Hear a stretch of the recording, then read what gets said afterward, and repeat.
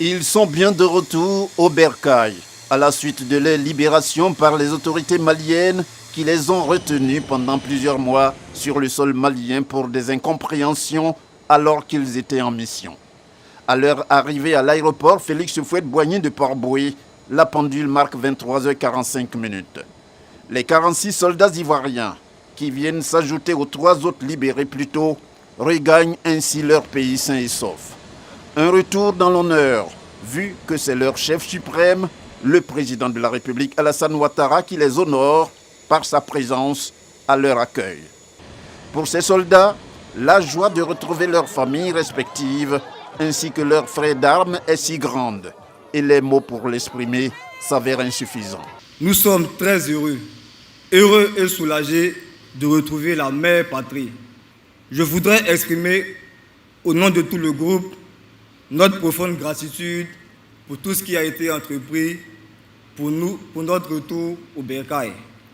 Nous voudrions adresser nos remerciements à toutes les autorités ivoiriennes, avec à leur tête Son Excellence, Monsieur le Président de la République, chef suprême des armées.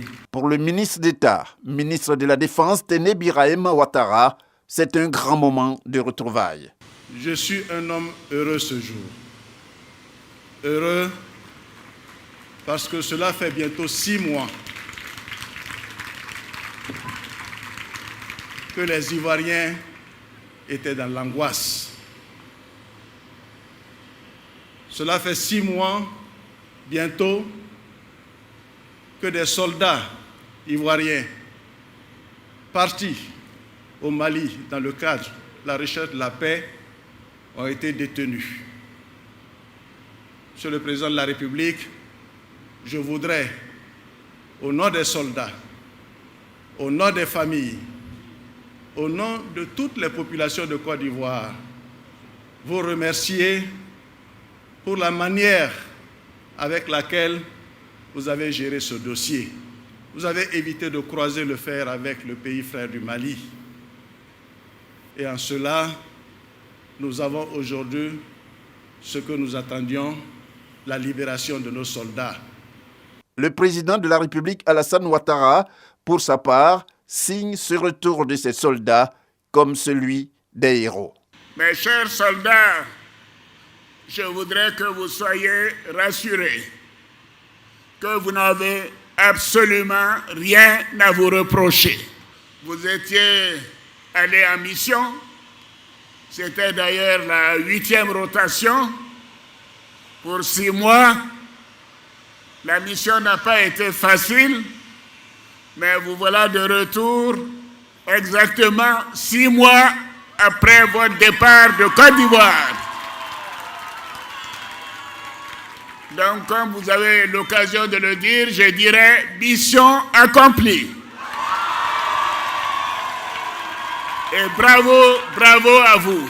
C'est sur mes instructions que nos jeunes sont allés au Mali pour apporter la paix à ce pays frère et ami. Et voilà que malheureusement, pour des problèmes administratifs, une terrible incompréhension s'est installée entre nos frères maliens et nous. Aujourd'hui, ils sont de retour. Et je dois dire que ce sont des héros. Bravo à vous, généraux. Constant dans sa ligne, en tant que digne héritier de feu le président Félix Houphouët-Boigny, le président Alassane Ouattara salue le dialogue à travers la diplomatie diligentée par l'ONU ainsi que la CEDEAO avec la contribution notable du président togolais Faure Gnassingbé. Je voudrais saluer tout particulièrement mon frère le président Faure Gnassingbé qui s'est totalement dévoué à faire en sorte que nos soldats reviennent à la maison.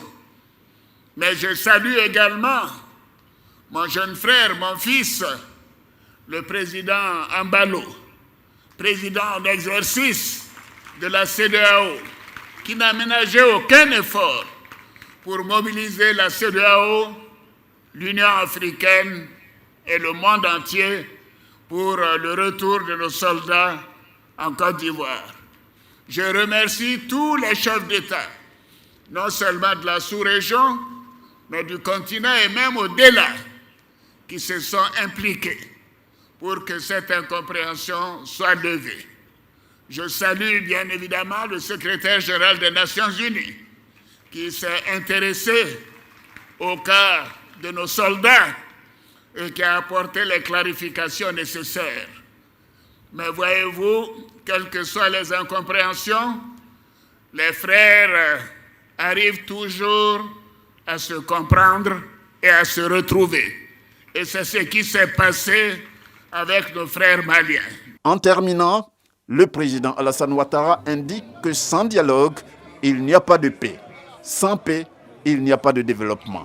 Et le développement, pour lui, passe par l'entente parfaite entre les différents États, conformément à la promotion de la coopération qui les lie fortement.